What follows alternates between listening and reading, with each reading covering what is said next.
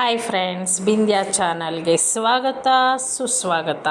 So ಕನ್ಯಾಕುಮಾರಿಯಲ್ಲಿ ನಾವು Sunrise ನೋಡಿಕೊಂಡು ತದನಂತರ ಕನ್ಯಾಕುಮಾರಿಯ ಹತ್ರನೇ ಇರುವ ದೇವಸ್ಥಾನ ಅಂದರೆ ಅಲ್ಲೇ ಇರೋದು. ಸೊ ಭಗವತಿ ಅಮ್ಮನ ಟೆಂಪಲ್ ಇದು. ಸೊ ನಾವು ಅಲ್ಲಿ ಸನ್ರೈಸ್ ನೋಡ್ಕೊಂಡು ಈ ಕಡೆ ಬರ್ತಿದ್ದಾಗ ಫುಲ್ ರಶ್ ಆಗೋಗ್ಬಿಟ್ಟಿದ್ರು. ಹೋಗ್ತಾ ಏನಿರಲಿಲ್ಲ, 5:30 ಜನನೇ ಇರಲಿಲ್ಲ. ಆಮೇಲೆ ನೋಡಿದ್ರೆ ಫುಲ್ ರಶ್ ಆಗಿದ್ರು, ತುಂಬ ಲೈನ್ ಇತ್ತು. ಸೊ ದೇವಸ್ಥಾನ ತುಂಬ ಚೆನ್ನಾಗಿದೆ. ತುಂಬ ಹಳೆಯ ಕಾಲದ ಪುರಾತನ ದೇವಾಲಯ ಇದು. ಕನ್ಯಾಕುಮಾರಿ ಶ್ರೀ ಭಗವತಿ ಅಮ್ಮನ್ ಟೆಂಪಲ್.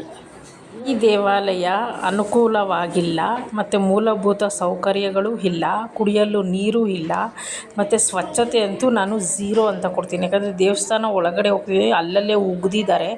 ಸ್ವಚ್ಛತೆ ಅಂತೂ 0. ಚೆನ್ನಾಗೈತೆ ದೇವಸ್ಥಾನಗಳು, ಮೇಂಟೆನೆನ್ಸ್ ಕಮ್ಮಿ, ರಶ್ ಇದೆ, ತುಂಬ ಜನ. ಅಲ್ಲಿ ಸನ್ರೈಸ್ ನೋಡ್ಕೊಂಡು ಬಂದಿದ್ದ ತಕ್ಷಣ ಇಲ್ಲಿ ದೇವಸ್ಥಾನಕ್ಕೆ ಬಂದಿದ್ದಾರೆ ಜನ ಎಲ್ಲ. ಸೊ ತುಂಬ ಜನ ಇದ್ದರು. ನಾವು ಲೈನಲ್ಲೇ ನಿಂತ್ಕೊಂಡು ಹೋದ್ವಿ. ಮಗ ತರಲೆ ಮಾಡ್ತಾಯಿದ್ದ, ಯಾವಾಗ ಈಚೆ ಹೋಗೋಣ, ಟಿಫನ್ ಮಾಡೋಣ ಅಂತ ಕೇಳ್ತಾಯಿದ್ದೆ. ಯಾಕಂದರೆ ಅವ್ನಿಗೆ ಹೊಟ್ಟೆ ಹಸಿತಾ ಇತ್ತಲ್ವ, ಅದಕ್ಕೆ ನಾಳೆ ಇಷ್ಟೊತ್ತಲ್ಲಿ ಮಾಡೋಣ ಅಂತ ಹೇಳಿದೆ. ನಾಳೆ ಮನೇಲಿ ಇರ್ತೀವಿ ಅಂತ ಹಾಗೆ ಜೋಕ್ ಮಾಡ್ಕೊಂಡು ಬರ್ತೀವಿ. ಯಾಕಂದರೆ ಮಕ್ಕಳು ಒಂದೇ ಕಡೆ ಇರಲ್ಲ ಅಲ್ಲ. ಸೊ ಅದಕ್ಕೋಸ್ಕರ ಅವ್ರಿಗೆ ನಾವು ಹಾಗೆ ಮಾತಾಡಿಸ್ಕೊಂಡು ಮುಂದೆ ಬರ್ತಾಯಿದ್ವಿ. ಗರ್ಭಗುಡಿ ಒಳಗಡೆ ಫೋನ್ ಹಲೋ ಇಲ್ಲ. ದೇವಸ್ಥಾನ ಅಂದರೆ ಏನು ಒಳಗಡೆ ಇನ್ನೇನು ಹೋಗ್ತಾಯಿದ್ವಿ ಅನ್ನಂಗೆ ಅಲ್ಲಿ ಮಾತ್ರ ಸ್ವಲ್ಪ ಗುಡಿಸಿದ್ರು ಅಷ್ಟೇ. ಅಲ್ಲೇ ಅಷ್ಟೇ, ಇನ್ನೇನು ಕ್ಲೀನ್ ಇಲ್ಲ ಅನ್ನಿಸ್ತು ನನಗೆ. ಇದು ಮೇಯ್ನ್ ಎಂಟ್ರೆನ್ಸು. ಈಚೆಯಿಂದ ನಾನು ತೆಗ್ದಿದ್ದು ಫೋಟೋ ಇದು. ತಾಯಿ ಭಗವತಿ ಅಮ್ಮನ ದರ್ಶನ ಮಾಡಿಕೊಂಡು ಬಂದು ನಾವು ಅಲ್ಲೇ ಕೂತ್ಕೊಳ್ಳೋಕ್ಕೆ ವ್ಯವಸ್ಥೆ ಇತ್ತು. ಸೊ ಅಲ್ಲಿ ಕೂತಿದ್ವಿ. ಯಾಕಂದರೆ ಕಾಂತ ಅವ್ರು ಇನ್ನೂ ಬಂದಿರಲಿಲ್ಲ.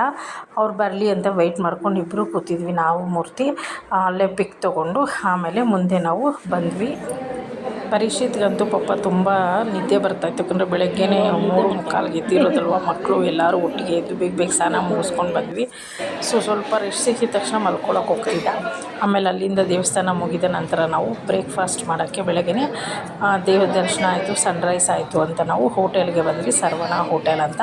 ಸೊ ಯಾರಿಗೆ ಏನೇನು ಬೇಕೋ ನಾವು 7 ಜನ ಟಿಫನ್ ಮಾಡಿಕೊಂಡು ತದನಂತರ ಮುಂದೆ ಸಾಗಿದ್ವಿ. ಮುಂದೆ ನಾವು ಎಲ್ಲಿ ಹೋದ್ವಿ ಅಂತ ಮುಂದಿನ ವೀಡಿಯೋದಲ್ಲಿ ನೋಡಿ.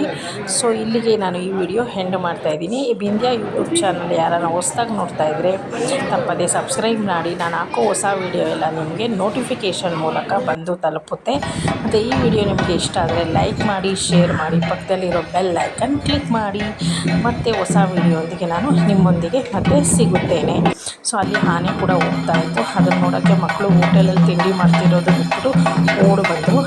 ಸೊ ಅದನ್ನು ನಾವೆಲ್ಲ ನೋಡಿಕೊಂಡು ಚೆನ್ನಾಗಿತ್ತು. ಮುಂದೆ ಆನೆಗೆ ಹಾಕಿರೋ ಅಲ್ಲಿಯ ಒಂದು ಕಲ್ಚರು ಇದು ಎಲ್ಲ ನಾವು ನೋಡ್ಕೊಂಡು